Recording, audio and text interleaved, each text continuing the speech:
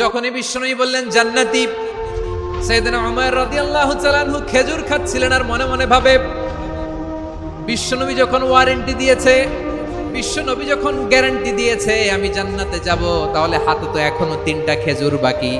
এই 3টা খেজুর যদি খাই তাহলে জান্নাতে ঢুকতে দেরি হয়ে যাবে। সুবহানাল্লাহ পড়েন। হাতে কয়টা খেজুর? 3টা খেজুর। বিশ্বনবী বললেন, উমাইর আনতা মিন আহলিহা, তুমি ওই জান্নাতের অধিবাসী, তুমি জান্নাতি। উমাইর চিন্তা করলেন, আমি জান্নাতি, নবীর মুখ দিয়ে যখন বেরোইছে ওই জান্নাতে তো আমার ঢুকতেই হবে, কিন্তু হাতে 3টা খেজুর খেয়ে যদি জিহাদের ময়দানে যাই তাহলে জান্নাতে যেতে তো দেরি হয়ে যাবে। এই চিন্তা আসা মাত্রই খেজুর 3টাকে তিনি ছুঁড়ে মারলেন, তলোয়ার বের করে আল্লাহু আকবার বলে বদরের ময়দানে ঝাঁপিয়ে পড়লেন। আল্লাহর শত্রুদেরকে কচুকাটা করে এক পর্যায়ে শাহাদাতের সুধা পেয়ে নিজেও জান্নাতি হয়ে গেলেন। পড়েন সুবহানাল্লাহ। প্রিয় ভাইরা, সূরাতুল আহজাবের 45 এবং 46 নম্বর আয়াত আমি তেলাওয়াত করেছি, যেখানে আল্লাহ তাআলা বিশ্বনবীর 5টি বৈশিষ্ট্যের কথা বলেছেন। কয়টি? সবাই বলুন আওয়াজ করে, কয়টি? 5টি বৈশিষ্ট্যের কথা আল্লাহ তাআলা এই আয়াত দুটিতে উল্লেখ করেছেন। বিশ্বনবী সাল্লাল্লাহু আলাইহি ওয়াসাল্লামের জীবনী, ওনার বায়োগ্রাফি নিয়ে কথা বলাটা দুষ্কর, কারণ এটার কোনো শেষ নাই, কুল নাই, কিনারা নাই, বিয়ন্ডলেস, বাউন্ডলেস, বটমলেস। সুবহানাল্লাহ বলেন। কারণ তিনি তো এমন নবী যিনি হ্যাঁ বললে এটা শরীয়তে হালাল হয়ে যায়। নবীর মুখ দিয়ে যদি বের হয় হ্যাঁ, নাম, ইয়েস, তাহলে এটা হালাল। ঠিক কিনা বলেন? এ নবীর মুখ দিয়ে যদি না বের হয় যে না, নো, তাহলে এটা শরীয়তে হারাম হয়ে যায়।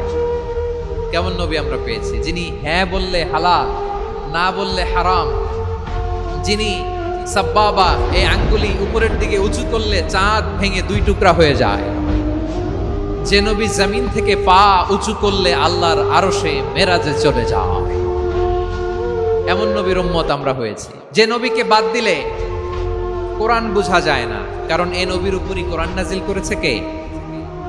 এ নবীকে বাদ দিলে হাদিস বোঝা যায় না, কারণ হাদিস তো এ নবীর মুখনিসৃত পবিত্র বাণী। সুবহানাল্লাহ পড়েন। এ নবীকে বাদ দিলে জান্নাত চিনা যায় না, কারণ জান্নাত তিনি চাক্ষুষ দেখে এসে আমাদেরকে মেরাজ শেষে বর্ণনা করে শুনিয়েছেন।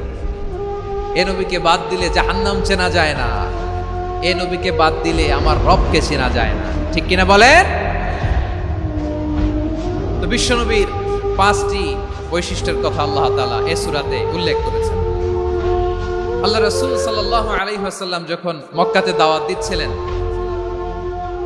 মক্কার কুরাইশরা নানাভাবে বিষ্ণু ঈসা ইসলামকে কষ্ট দিচ্ছিল, নানাভাবে ট্যাগিং করছিল, মিথ্যা অপবাদ দিচ্ছিল। কখনো কখনো তারা বিশ্বনবীকে বলছিল মিথ্যাবাদী, কাযযাব। কখনো বলছিল যে তুমি হচ্ছে জাদুকর, সাহির। কখনো বলেছে শায়ের, মুহাম্মদ তুমি কবি। কখনো বলেছে কাহেন, মুহাম্মদ তুমি গণক। এবং কখনো বলেছে মুহাম্মদ তুমি হচ্ছে মাজনুন, মানে পাগল। আওয়াজ করে সবাই পড়ুন নাউযু বিল্লাহি মিন যালিক। তাহলে বিশ্বনবীকে মৌলিকভাবে এই 5টি অপবাদ দিয়েছে। আমার কলেজার টুকরা সিলেটের ভাইরা, বিশ্বনবীর ব্যাপারে মিথ্যা অপবাদ মৌলিকভাবে দিয়েছে কয়টি? 5টি। বলেছে তুমি মিথ্যাবাদী, বলেছে তুমি গণক, তুমি কবি, তুমি পাগল, তুমি জাদুকর।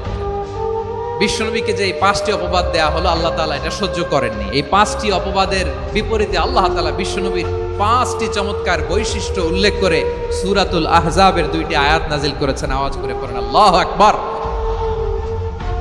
5টি চমৎকার বৈশিষ্ট্য সূরাতুল আহজাবের ভেতরে রব্বুল আলামিন উল্লেখ করে আমাদেরকে জানিয়ে দিচ্ছেন, ইয়া আইয়ুহান নাবিয়্যু ইন্না আরসালনাকা শাহিদান ওয়া মুবাশশিরান ওয়া নাযীরা ওয়া দাঈয়ান ইলাল্লাহি বিইذনিহি ওয়া সিরাজাম মুনীরা।